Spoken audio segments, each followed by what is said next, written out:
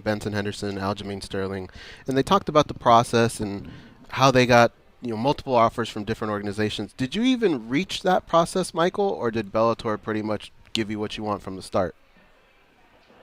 Yeah, I did not. I did not reach it. I was definitely close, but like I said, the offer that I was received, or actually the offer that I received wasn't good enough, and we made sure that it was, and then signed on the dotted line, and that's kind of, luckily for me, that's kind of how how the process went, and it's a win-win for myself and Bellator. And look, obviously, you guys know I've been with Bellator for a long time, and they've done some great things for me. And even with Scott Coker taking over, and the acquisition from Viacom, and all of that has been nothing but a positive, shed positive light on the organization and positive light on my career.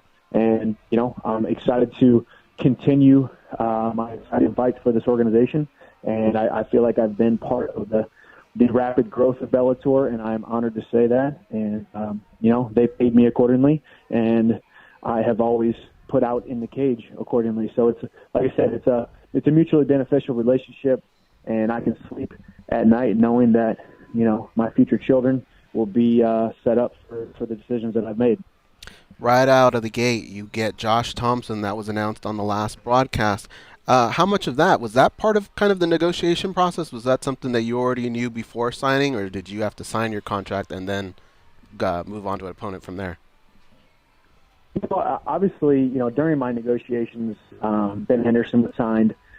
During my negotiations, there's been a constant talk since Josh Thompson signed with the organization of me and him fighting. And I knew no matter what, I was gonna get that Josh Thompson fight. I didn't know it would be next until just recently, but I knew it was going to be within the next half of a calendar year, my next one or two fights. So it wasn't part of the negotiations. I didn't necessarily say I want Josh Thompson or I'm not signing this deal or nothing like that, or they didn't say, well, you're fighting Josh Thompson or we're not giving you this deal.